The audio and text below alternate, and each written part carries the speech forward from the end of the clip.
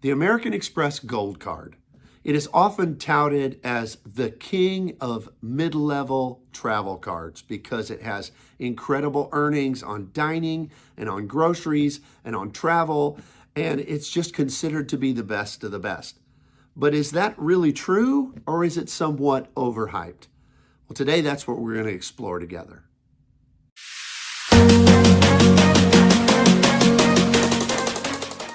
So the Amex Gold Card, well, it looks really good.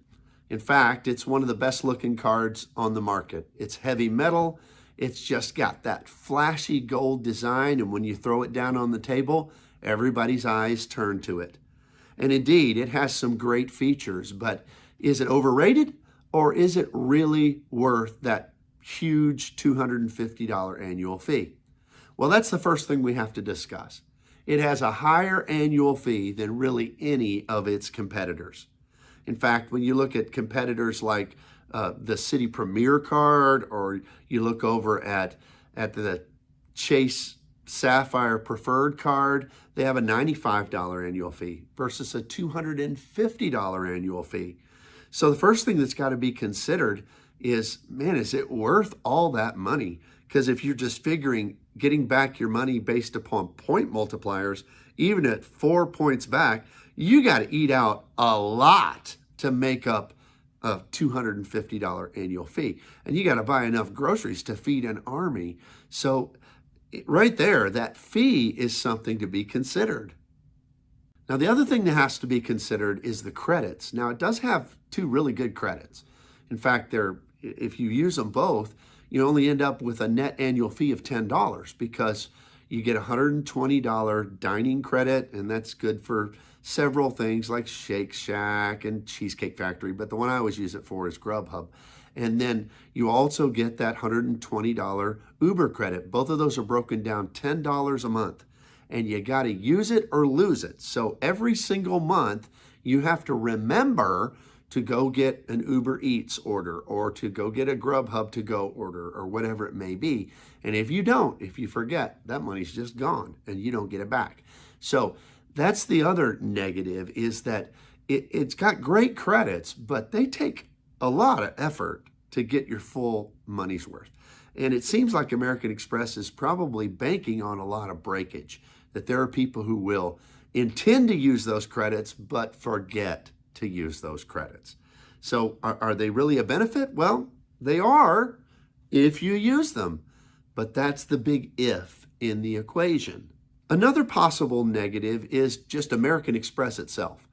I mean, other cards, like if you decide, well, I think I want a Chase Sapphire Preferred, you can get that card, and then if you don't like it and you cancel it, 4 years later, you want it again, you can get that card again. Well, not with American Express. Once you've had one of their cards, you will never get the sign-up bonus on that again. Now, I've heard people say, well, after 7 years or whatever it may be, but I wouldn't bank on that. I mean, their language is lifetime language. So you better get the right sign-up bonus. You better get the most maximum that you can, because if you don't, this is your one chance. And if you decide, I'm not going to use this card right now, but then someday this card might be useful to me, you've got a big decision to make because you'll never get that sign-up bonus again. So to me, that's a negative just on all American Express cards. And now their language is even more restrictive, where if you've had a different card, that's even in the family of cards, so the platinum and the gold, I mean, in the way they're doing it's kind of confusing. You can get the gold and then you can get the platinum, but if you had the platinum, you're never getting the gold sign up. So it's just a big tangled mess of basically, you're one and done. And so that, to me, factors in on, do you keep the card? Do you not keep the card? Do you get the card? Do you wait to get the card? It just makes it a difficult factor when you're determining if the card is right for you. I think another downside of the card, again, goes back on American Express in general, which is their limited redemption options. Now, yes, they have great transfer partners, and we'll talk about those in a minute. But if you don't want to use transfer partners, then your redemptions they're just not good. I mean, if you cash out these points for cash, you're getting a terrible redemption rate. If you use it for gift cards, you're getting a terrible redemption rate. If you try to get a statement credit, you're getting a terrible redemption rate. Really, it reduces. I mean, you talk about a great benefit of 4x multipliers. Well, those suddenly become a lot less valuable unless you're utilizing their transfer partners. So I guess what we would say about this is they don't have a lot of redemption versatility, even at the 1 cent, unless you like have a business checking and the business platinum card along with it, or a Charles Schwab card where, I mean, there's a few ways it could be done, but you can't do it with just this card. So you're really limited on good redemptions, which I think that lack of versatility is certainly a downside. The last thing that to me is a major negative is the super expensive nature of building a trifecta in American Express and their ecosystem. Because we talk about trifectas sometimes, or duos, where you take more than one card from a particular issuer, you put it together with other cards so that you can maximize the different earning categories. Well, you can do that great with American Express, because if you put this together with a Blue Business Plus that gets 2x everywhere, and then you're getting 4x dining and 4x grocery stores with this one, and then if you put the American Express Platinum with it, you're getting 5x on your airline tickets. And so you put all that stuff together, I mean, you're getting a great point redemptions. However, it costs a lot of money to do that.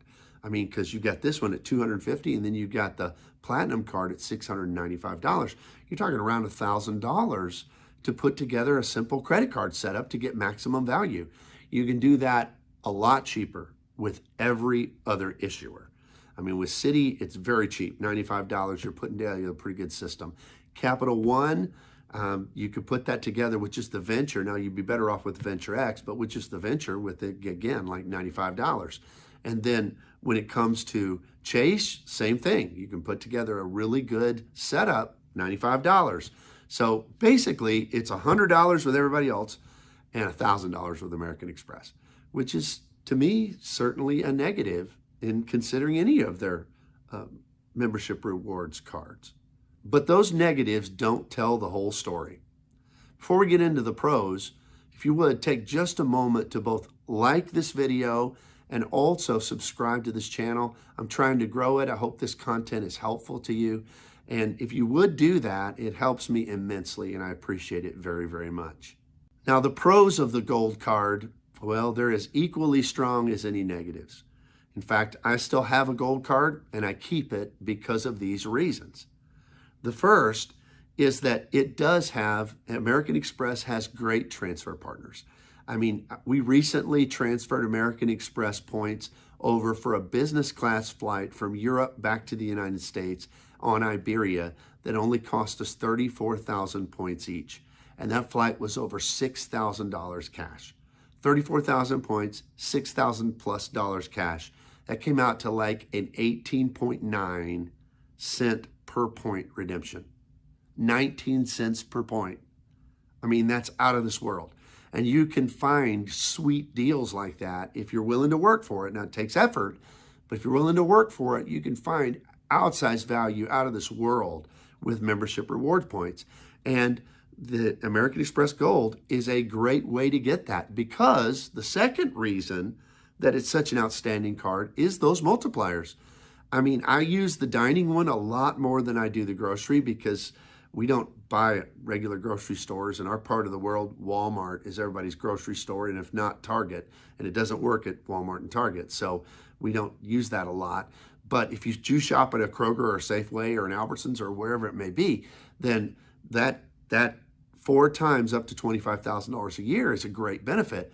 But on the dining, if you eat out a lot, 4x, that is a strong, strong multiplier. And this is our number 2 card. I have a Citi Prestige card that's 5x at dining, but I kind of rotate it between these two because it's such outstanding multipliers. And then you get 3x on flights that you book directly with the card and travel. So that's really a great benefit. And then, of course, 1x on everything else. So you put those together, earning a lot of MR points being able to transfer to partners and get outstanding outsized value, then those to me are great, great benefits of the card.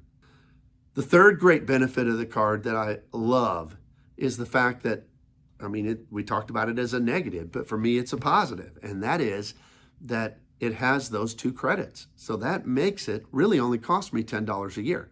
And I mean, I know it only costs me $10 a year because I track every time I use those credits. And last year, I used every single one every single month. So that meant they gave me back 120 and 120, $240 in credits. This card only cost me $10 a year to get those outstanding multipliers, to get those great transfer partners. So to me, the effective annual fee, although the annual fee is certainly a negative, the effective annual fee is a tremendous positive of the card. If a person is disciplined enough to use those credits to win at the game every single month, because if you don't, then American Express is going to win that game, not you. So it's very, very important to know, am I going to be disciplined enough to use them? But if so, it's a win, certainly not a loss. The last benefit, and this isn't really one I think about a lot, but I think it could come in handy, and that is the card, like most American Express cards, has pretty good insurances. That means like if your bags get delayed, or if you get somewhere and your flight's canceled, and you're going to get some kind of reimbursement back. And what I've heard, and I've never used this myself, but what I've heard, it's an easier process with American Express than really any other bank, because they kind of underwrite that with their own insurance. So that may be beneficial to you. I don't think about it a lot, but I think it's kind of a nice peace of mind to have. So when you wrap all these things together, is it worth it? We talked about a bunch of negatives. I mean, it has a high annual fee. Doesn't have a lot of versatility with redemptions, that when you have to use those credits, and I mean, they're hard to use. But on the flip side, I mean, what a benefit to only have $10 a year as an annual fee, a net annual fee, if you do use those credits, to have those great transfer partners, and to get kind of leading multipliers, 4x on dining and grocery stores. You just don't find other cards that have that. Some of them have 3x, but not 4x. And the ones that have 3x, I would argue, don't have as good of points. I mean, membership rewards points are kind of them and Chase are the gold standard in the industry. So you just have to determine for yourself. But for me, it's a win. It stays in my wallet. It's going to continue to do so, because it only costs me $10 a year, because I always use those credits. And, to be able to get those extra points, it's a great way to rack up for tremendous outsized redemptions. So I hope it's helpful to you. We'll see you here next time.